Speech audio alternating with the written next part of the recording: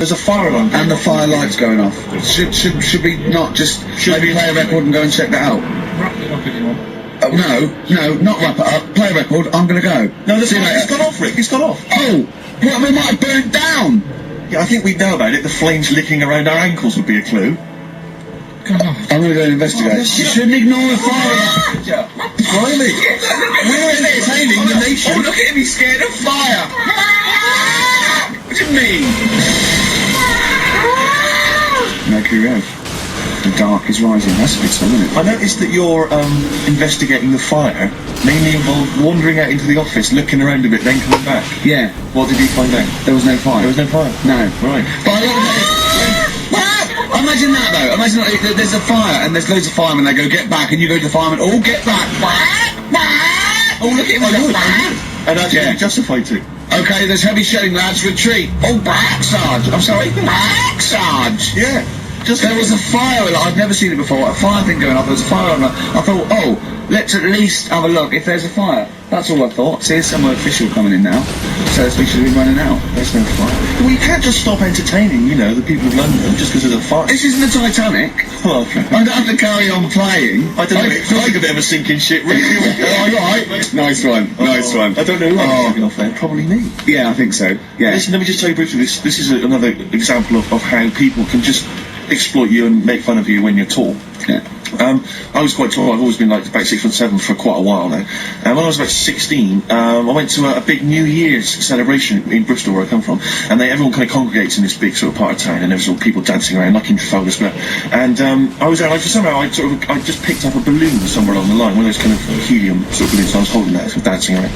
And these two girls came up to me. I was thinking, yeah, okay, you know, it's New Year's Eve, brilliant. You know, that's my kind of party. Yeah. And they came up, they went, hey, once a year. And they said, are you going to be here for long? And I went, well, maybe. And they said, it's just that we've arranged to meet back at you in about an hour. I went, what do you mean? I went, well, it's just because we can see you wherever you are. Don't worry, you can move around and stuff. We'll see you with the balloon. Just arrange to meet some friends. I love that. A landmark. So that, pilots use that. Oh, we'll just come in. That's we'll be after when we see Steve Merchant, we'll be descending to Bristol Temple Mead. What's really funny is New Year's Eve, Trafalgar Square, you've got a huge column, but the Steve is like the meeting point. Steve's got a huge column. Brilliant, Rick. Well done. Award-winning comedy from Wookiee-OOTW. Happy Monday, took you back, didn't it? Happy Mondays there, Manxie. There, Carl's like really getting down. Oh yeah. Oh, come on. Got any beerers? Oh, come on, Mel. Did it take you back, did it? Yeah. How old are you?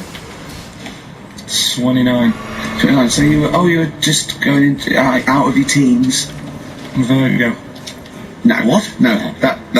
No, you don't understand. It's just... Rick, I thought we discussed about involving Carl. Yeah. Management have told us we're just not allowed to do it. We've had emails from people. Please don't speak to Carl. It's cruel. Exactly. On the cusp. Can I just make an appeal? I don't want to... On the cusp of the Vertigo, I said. Still going through with it. Doesn't know what's going on, does he? Just wave bright objects at him. Yeah. We've got a competition this Steve. We have, but before we mention that, can I just ask something? I don't want to exploit our position on the radio. No. But I wonder, because I'm very tall, and it's very tricky for me to get size 14 shoes and big clothes and stuff, can I just get people to send some stuff if like, maybe they own a shop? Which but it'd be things like homemade clogs that people have carved out of little chunks of wood they found in the shed. Whatever. It's not really great. When I was in America, everyone says to me, you go to America. It was a cool. I made out of my own skin. When I was in America, everyone told me like it would be really easy to get big clothes and big shoes and that because they're all huge and all freaks over there. All right, steady. And I was wandering around New York and I was going in a few shops, kind of saying you've got size 14, US 15 shoes, and they were going, no, we want something different. One, and they literally were laughing at me. There was a couple of shops where they literally laugh and get like someone else in and come and look at the tall, freaky Englishman. Really? And one guy said, I remember we had someone coming in once, and he said he'd been to a shop which sold kind of stuff for really tall people, and he said, I think I can remember the address, and he sort of looked at the sort of telephone direction, he made a note of it, and I went on the subway, and I went for Lilliput, and I went, and it took me ages to get there, really hard to find it. I finally went in there, I've never seen it, was heaving, right, with freaks. It was Really? amazing. It was like they're just kind of gargoyles. It was like something from Lord of the Rings. They were just kind of these tall people and kind of gnarled. Did they turn around and start bowing to you? It was incredible. Yeah. I went in and I just said, "Hi, I'm looking for kind of sort of." Going, "Yeah, sure." And he sort of hobbled off into the darkness and came back with exactly the kind of pair of shoes I wanted. Accompanied my life. It might be a magic shop. But it was like that shop in Mr. Ben. It might have been a dream though, you see. Have you still actually got the shoes? No. Because when Mr. Ben sort of like goes back and wakes up next day, he finds like a feather in his pocket where he remembers he was a 17th century sort of squire or something. Yeah. You know what I mean? The classic episode of Mr. Ben when he becomes a 17th century squire. Oh dear. Mr. Ben learns to play the harpsichord. And it's like when Mr. Ben, that black shopkeeper goes, right, are you going to pay for that? You're not just going to go through that door and then have an adventure and come back. Oh, yeah, I am. No, you're not. You're barred. Yeah. You just make me sick. We wait nothing from you. Well, I'm not in this for your amusement, Mr. Ben. Is it only Ben who's got the inside knowledge about the magical doorway, or I don't know, because that fella in the fez doesn't seem to have anyone out. I'm not sure. It's not a documentary though, is it? It's a kid's show, isn't it? I can't remember. No, it's not. It's just a kid's show, so anything can happen. Yeah. That's a lot of people make that mistake when they slag off something like Scooby-Doo or Thundercats. It's not really reality. Yeah. It's just a kid's. Mr. Ben, they were on drugs, weren't they? Like Magic Roundabout. My mate fancied Cheetara from Thundercats. I quite like She's a lovely cat. She was a real bitch. What's the sexiest cartoon? Gadget Vast. A lot of people say Jessica Rabbit. They do, and they'd be right to say that because she's actually human. She's not an animal, which is good. What? Isn't she? No, she's a normal woman married to a rabbit. Yeah, Jessica Rabbit. Is that all she got a surname, Rabbit? But she's not actually she's a rabbit. married to Roger Rabbit. But she's not actually a rabbit. She's a glamorous woman. Is she? Yeah. I've never seen it. No, yeah. This is the weird thing about it. That's weird though, isn't it? It is weird, the idea of a rabbit having sex with a beautiful woman. That's the weirdest thing about it. How does that make you feel? Annoyed, if I'm honest. Yeah. But I bought some bunny ears just after I saw the film. Oh, hip-hop. You got hip-hop? Oh, yeah. No. This album was rated by a lot of people last year. My sources tell me that it's being re-released and re-recorded this year. Anyway, Nerd are the outfit. They're better known as the Neptunes, who are kind of sort of hip-hop R&B producers. Yeah. I think this track may have featured on giveaway CD. It did. It did. Anyway, it's Dynamite. It's from the album In Search Of by Nerd, and it's Bobby James playing. Nerd from the album In Search Of, and that's Bobby James. It's brilliant. It's great. It's really big. It reminds me a little bit of Warren G. That chorus. Sure, yeah. And apparently the album, I don't think it was on kind of limited release, so it's quite tricky to get hold of. But as I say, I think they're re-releasing it. Well, you should tape off the radio because we're doing lots of features. Yeah, no, I'll maybe play that again in the future. Just tape it off. I'll tell you what, I'll play the whole album over the course of like the next couple of weeks. Yeah, and we're just I mean, we're going up as talking. We just go now. And we can't actually say we can't advocate you take off the radio because that's pretty. No, or maybe I'll just do some bootlegs and look, I can just sell them Camden Market for £4. Exactly, fine. Yeah, something like that. Yeah, I mean, we won't. I mean, we shouldn't really say that, but Warren G is Dr. Dre's cousin, is he, or something? Is Warren G, I think it's his cousin. But I know he's got a famous brother as well, and I think it's like Nate Dogg. Maybe someone would know that and could email or phone in. Yeah, or email me. This is the best thing about being on the radio. I can think of something. There was a competition on Virgin, right? On the distant Virgin, I think 105. No, what is it? I can't remember. Good station. And they had a competition, right? And it was to win a trip to America on the Enterprise. It was all about space. And there was one question, answer 3 right, and it was who was the first one into space, Yuri Gagarin. And the third question was how much bigger than the moon is the sun? Is it twice as big or 4 times as big? And this one went 4 times as big. Went correct. It's not. It's hundreds of times bigger. I can't believe. Can someone look that up on the internet? How many times bigger is the sun than the moon? It's not 4 times. It's huge. It's like beach ball to a pea type dimension. Which DJ was it? Do you remember? I can't remember. It was the one on talk about 11 o'clock. We want to be in there. Yeah, he's embarrassed to tap, isn't he? When we do quizzes, we never get anything wrong. That's true. During that track, I'm chilling out. I'm loving it, aren't I? Carl goes, do you know how baguettes came about? Do you know how baguettes come about? I went, go on, and Steve went, no, save it. Wait a minute now, I'm thinking, Rick, people are going to be desperate to know the answer to that. Why don't we play some ads and some music and stuff? It's like a cliffhanger. Exactly. How did baguettes come about? Whatever he says is going to be good, isn't it? Hives, hate to say I told you so, I love that sort of stuff. That and the Strokes. Well, so much better than this new metal rubbish, isn't it? Now, most people think we talk rubbish on air. Yeah. If they could hear the conversations Oh, that go on. But someone just emailed in saying the sun is indeed about 400 times bigger than the moon. Thanks for that. That DJ must have looked it up and said 400 times. That can't be right. It's probably printing error 4 times. Nothing can be 400 times bigger than the moon. Carl went, yeah, but the sun's only got 1 million years, and he went on that space program. It said in 1 million years the sun will be destroyed, and he said, and then we're all shafted. Right? I laughed. Steve went, no, it's okay. By then we'd be on another planet. No, I think that's true. We'll have colonised Right? the planet. Carl went, yeah, but there'd be no sun. Steve went, well, there's other suns, which is true. Carl went, well, I went, well, yeah, every star is a sun. Carl went, well, not really. Not really. Don't believe that, do you? And I went, no, it is. The sun is just a star. It's not even a particularly big star. Carl went, well, why didn't they say that instead of worrying me? Instead of worrying me. In 1 million years' time. Yeah. I look at Carl, he's been preserved, brought back to life, and he's now the ruler of the world. Just a head in a fish tank. And he speaks like this. I am Pilkington. The reason you became king of the universe, of course, is because of your fascinating French bread anecdote. Oh yeah, come on then. How did baguettes come about? If this is going to be someone cooked a loaf of it wrong and said I can still make a sandwich out of it, I'm going to hit you. No. Go on then. Right. Napoleon, when he was at war and that with Russia, 1812, yeah. yeah, all his soldiers were like, not used to the cold weather and that. So they said, take some clothes in your bag with you because it's going to be nippy out there. So they put all the clothes in the bag. Sure. Do what they were told. It's Napoleon, for Christ's sake. No room for any food. You're joking. So could they make some sort of like sandwich? no, it won't fit because of all the clothes. It's extra gear. Sure. So anyway, I can see where this is going.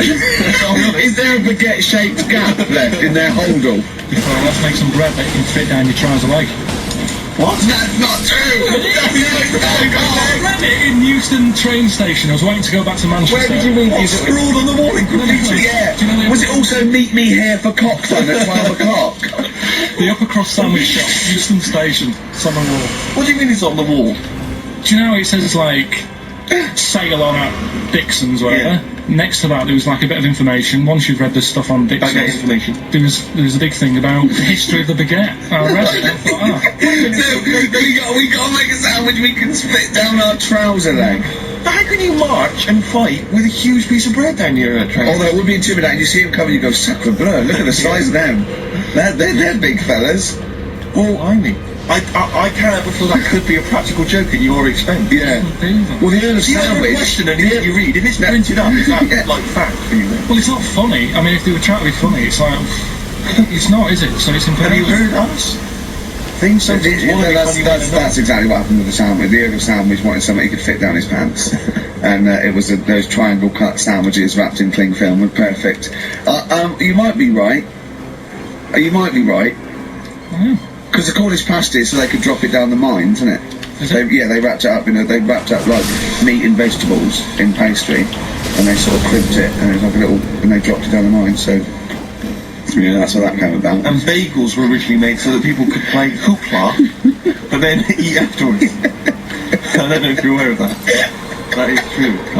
Well, anyway, Carlisle Bluff. yeah, they're all true. Yeah. Tell your kids that when you have them. Yeah.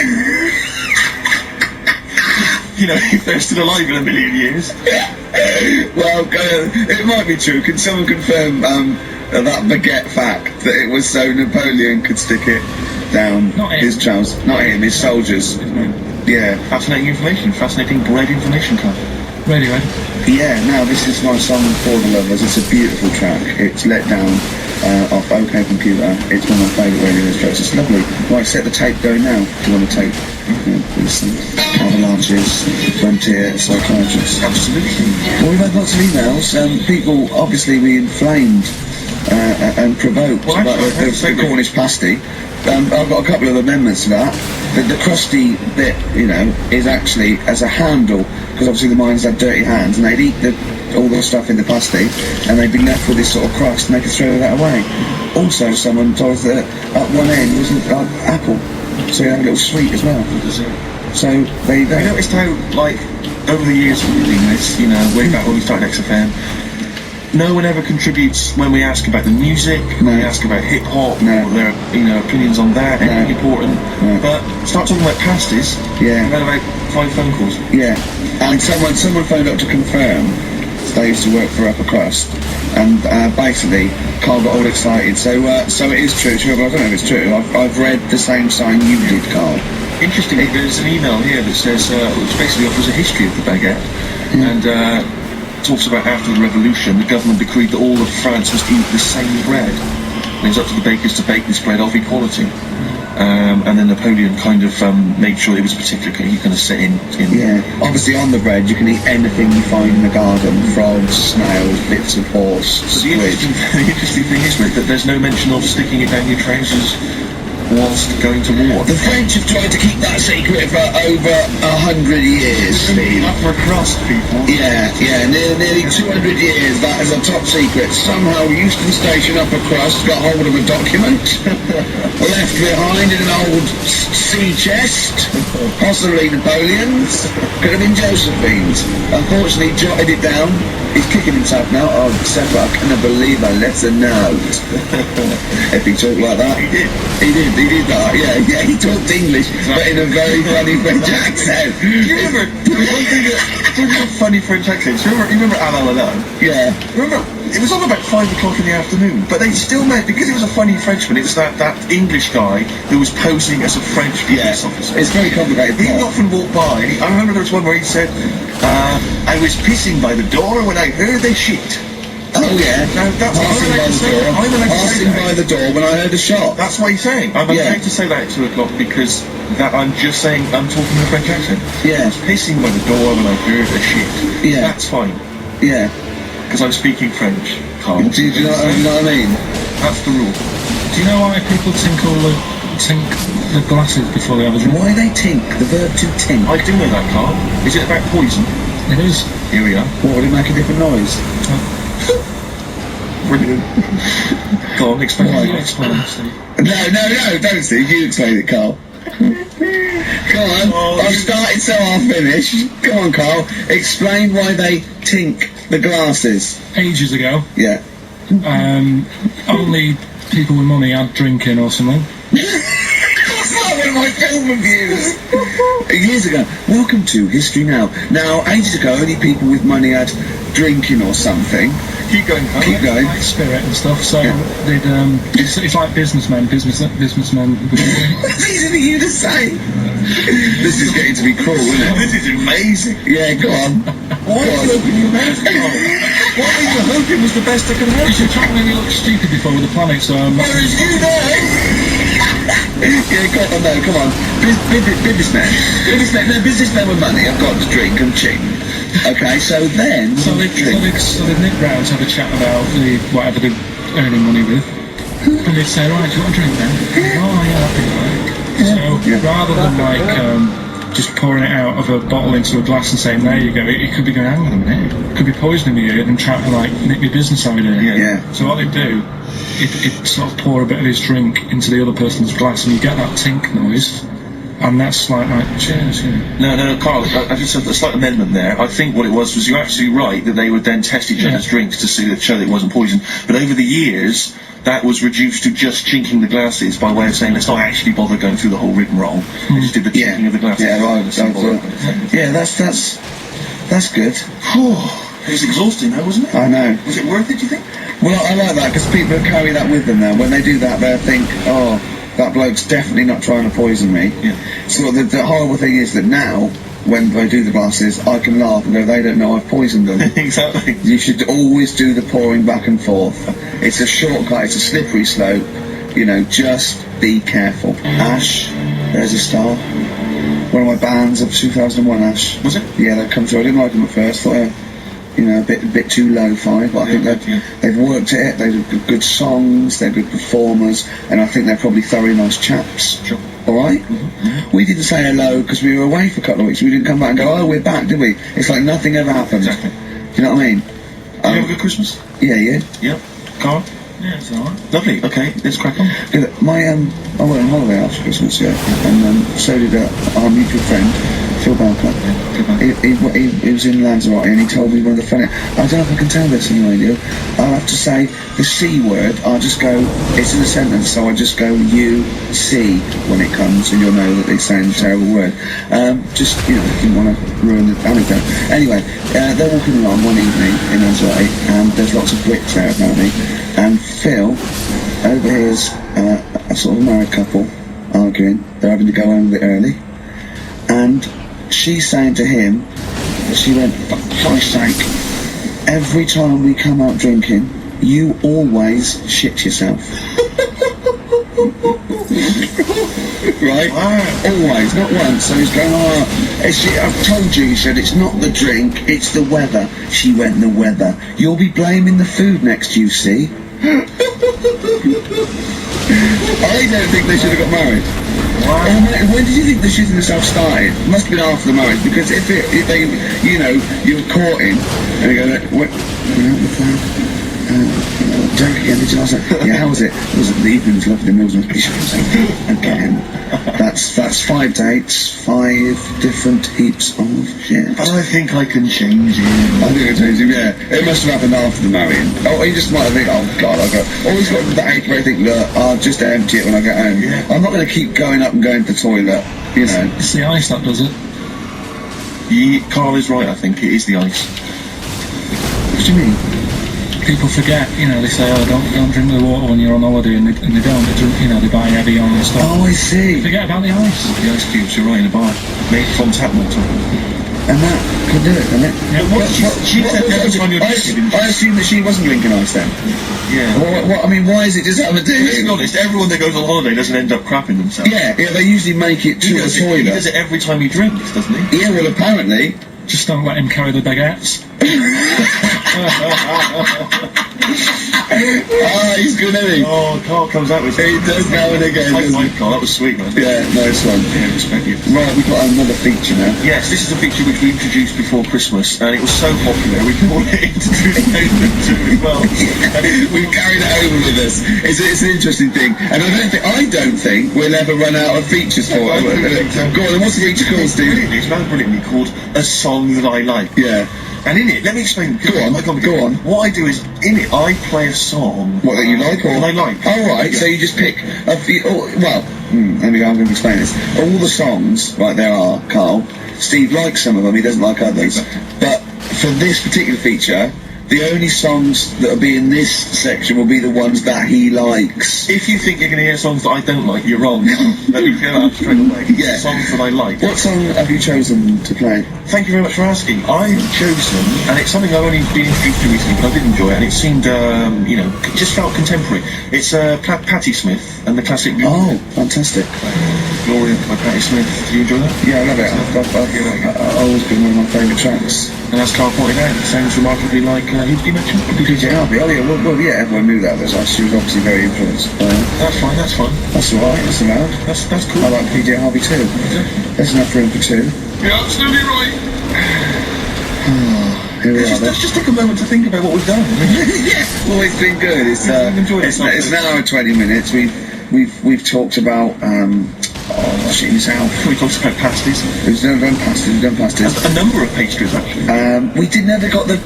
We should be in a competition. Who's the tastiest cartoon ever? Well, actually, I threw up She-Terror. I threw up Jessica Rabbit. I've had some people contribute here. Go on. Email. We've got someone here. Dom has emailed us. He's told us that for him, Daphne from Scooby-Doo. Yeah, popular choice. And obviously, this is what I've never quite understood. Wilma from the Flintstones. I've actually always felt that Wilma. I don't know. I just thought she was a bit. No, not Wilma. Betty, surely. Yeah, Betty. Well, this is what I mean. Wilma. I mean, yeah, Betty, surely, but Wilma. No, I mean, she's quite homely. But Betty, yeah. Come on, Steve. You wouldn't say no to Wilma. If it was on I'd be worried about Fred. Well, I'd hate to do it, you know. Well, I don't know Fred. He's a good guy. He is, isn't he? He's a bit of a jump. Whereas Barney, to be honest, I don't think he deserves Betty. Do they both work in the quarry? Because I mean, let's be honest, Fred, not a smart man. I mean, he obviously didn't come out of rock school with anything other than a couple of basic O-levels. I know, but he's a hard-working, sound sort of They guy. got a big house, they got like a TV, they got that bird thing. Yeah. I mean, to be honest, if I was Fred, I would be a little bit disappointed that my kid does nothing, whereas Barney's can lift up sort of tall buildings. Bam, bam. He's a very strong, you know. I mean, interestingly, Fred loves his job. He's always yabba dabba doing. Exactly. All day lifting rocks from one place to I'll another. tell you what, I wouldn't take that from that cat though. If a cat picked me up by the scruff neck and put me out, right, on the doorstep, I'd go mental, I'd get rid of it. It is a saber-toothed tiger though, Carl, so it could rip him to shreds. It's not like a normal domestic cat you have nowadays. You know when they go to the drive-in at the beginning? Yeah. And they order maybe some ribs. Yeah, that huge rib, and it tips the car over. Yeah. Was that her first day on the job? I've never been ordered before. Yeah, I always she'd have realised. Yeah, we're out of pig. We've got brontosaurus rib. He goes, well, that knocked the car over. No, it won't. I don't know. Rick, can I tell you now? That was an accident waiting to happen. It was really, wasn't it? Yeah. It did. Oh dear. Mind you, I went to Texas once, and I had some ribs, and it was like the Flintstones. It was huge, and not only did it look too much like an animal that I couldn't actually eat it. I don't know who could eat it. I mean, seriously, it was 2 foot long, and all the it was like half a rib cage. And I just...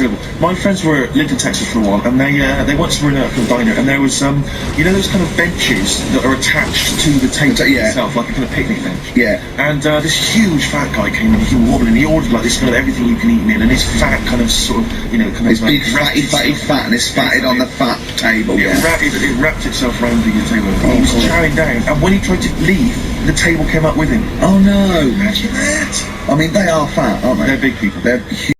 Didn't he go, That's too much, not enough. for a land animal? Exactly. Do you know what I mean? Yeah. That's big, isn't it? I mean, I'm getting worried. I'm 13 stone, and I'm genuinely getting worried. I'm thinking, oh. Yeah, when you've got that big, when you've actually got your own mare. yeah. When you have to get in helpers to look what the scale says. Yeah. Like 4 or 5 people lift up your belly and go, it's 52 stone. You go, that's too much. Exactly. I'm going to only have 9 breakfasts. When you begin to appear on the Ordnance Survey, yeah, exactly. Yeah. When you've got your own symbol. It's like we can see 2 things from space now: Fatty and Steve Merchant. We'll be learning that about. Well, no, I'm just saying, you're not fat, aren't you? Freakish and big. Just another quick thought. Someone's mentioned Daphne from Scooby-Doo, but I've always had a soft spot for Velma. Velma. Because Velma, who else is? I mean, I'd have She's clever. Can I tell you what would have happened if I was in that environment? I was maybe on the... Your glasses would have got tangled up. I'd have always had I'd always been making a play for Daphne, right? And Velma would have fancied me, but I'd have always ignored it because I was playing for Daphne. And then when I finally realised it was never going to happen with Daphne, I'd have done it with Velma. Maybe not, though. Maybe not. Sometimes those, they might, appreciate honesty. Go, listen, I've been hitting on the good-looking one. Oi, 4 eyes. Yeah. Do you fancy it, Chubbs? Exactly. Something like that. Let's be honest, is what you're saying. Well, yeah. I'm wondering, I don't mean to be libelous, but Velma, she was quite short, the glasses, the short hair. Lesbian. Hung around with the dog and lesbian. I'm beginning to wonder if she was... See, unfortunately, I said lesbian there, and you still carried on with your assessment of what it is to be a lesbian. It's bad enough doing the cliches of having short hair, but you said the dog. Yeah, but she hangs around with a dog. So do lesbians do that?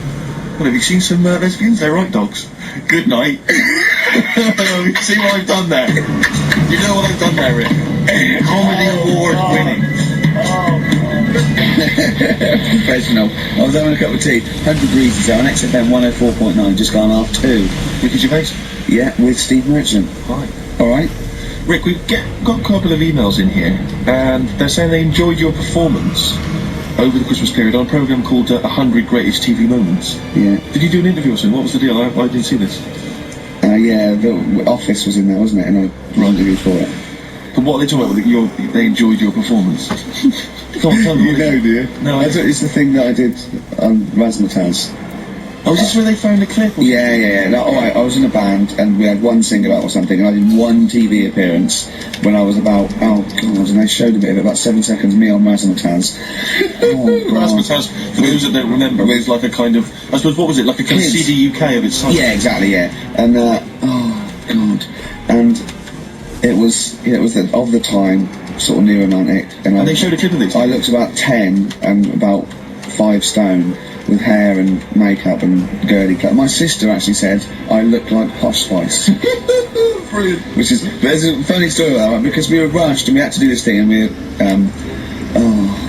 were meant to take a flight to Newcastle. And Were you travelling from London? yeah, but we got there, we didn't have tickets, we were told we were there, but the A&R man overslept. Right, the company overslept, and it was terrible, and we were fretting, and eventually, so it was too late to get the plane, we missed the plane, we had to get a train, and it was really kind of fun. They were back and forth, and going, yeah, if they come now, we can still do it, we're going to miss it, and it was like a big promotion thing.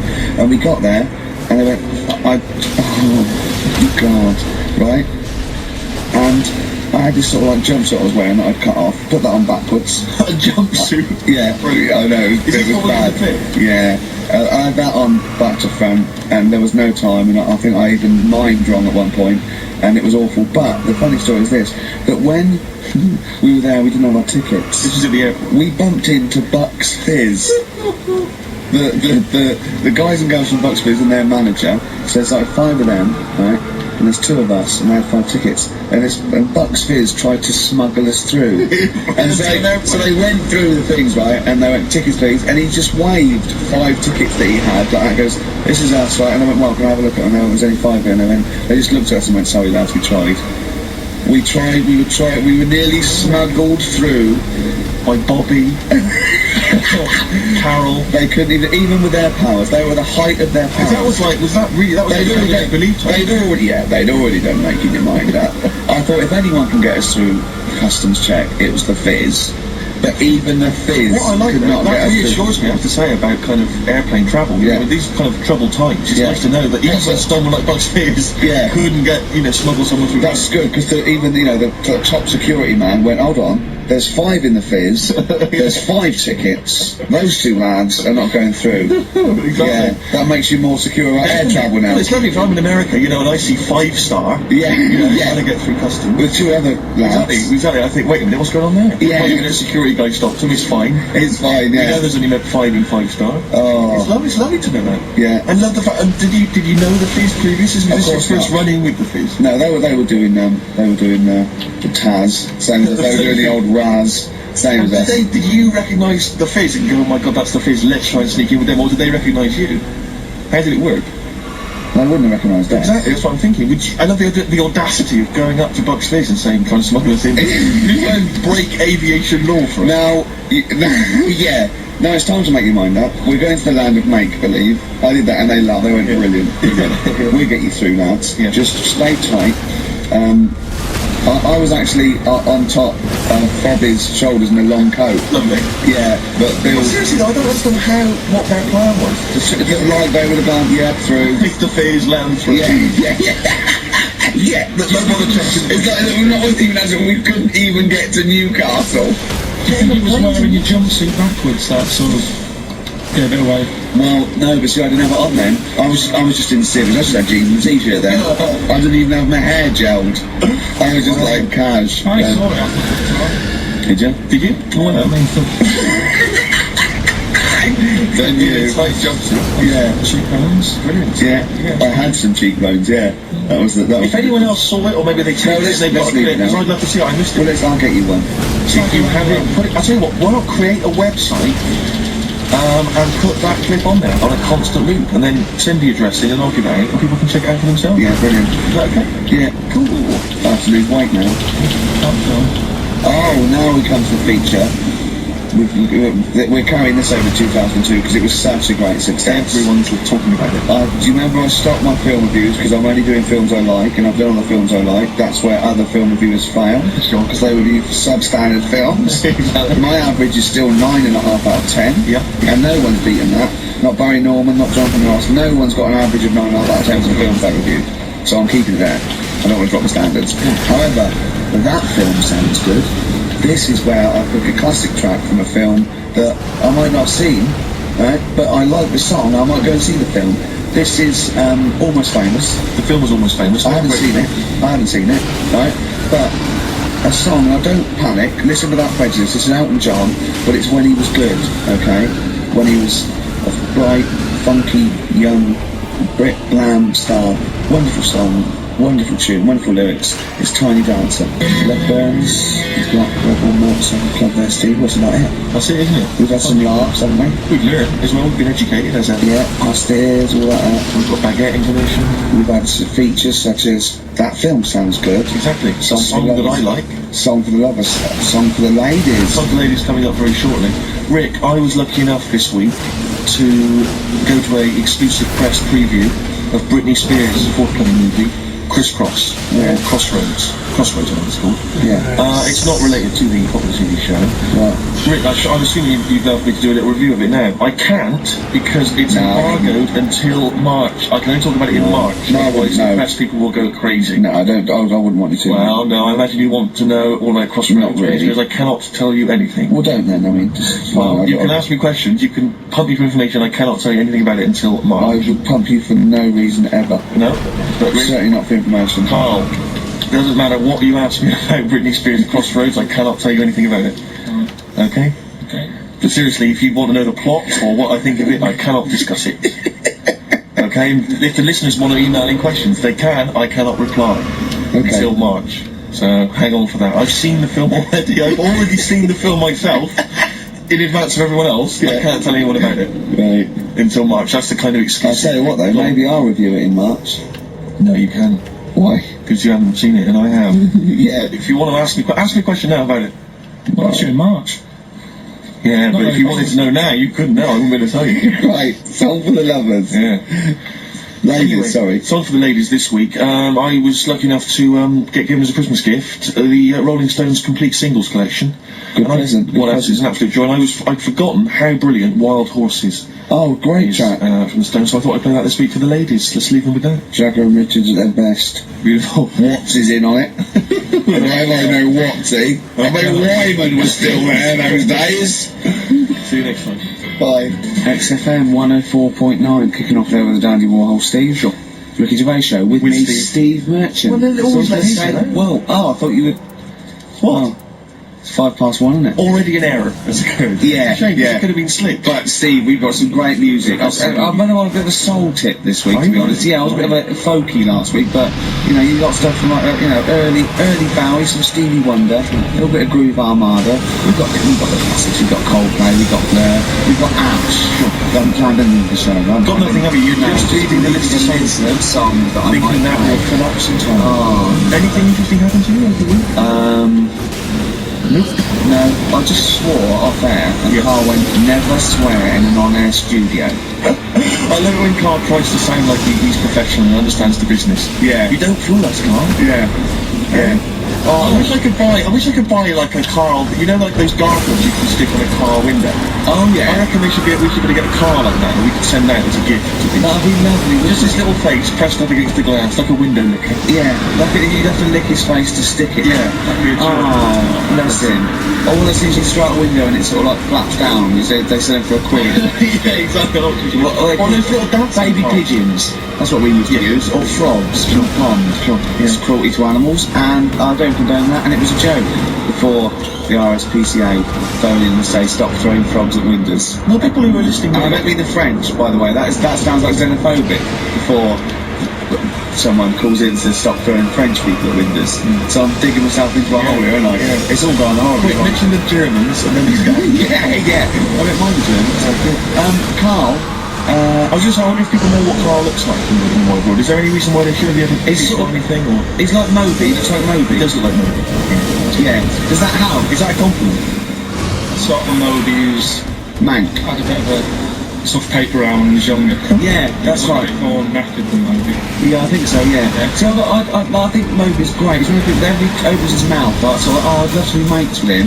He talks sense, he's interesting, he's lovely. I don't like his records. There's nothing I can do about that. If I become top mates with him, and after about a few years of just like driving around and on a bike, and I'll go, Moby, I've never liked anything you've ever done. Is that what you do with your mates? Just drive round? What are you, 16 ever? Go to a car park and just do handbrake. Never. I haven't done that since I was like 17 when like it was bright and someone had a car. You couldn't believe that you were just moving. I remember once, right, my mate, Bob had a car, and it was me and another friend in it, and we were young, about like him, and he did a U-turn when he shouldn't, and this motorbike hit him and came off, and the music was just going to turn his down. It was really, really bad, right? And he was there, and he was really worried. The motorbike bloke was dazed, and he went, "You the car inside?" And I said, "Yeah." And I put my head out the window and went, "Sorry about that, mate. That's the third one today."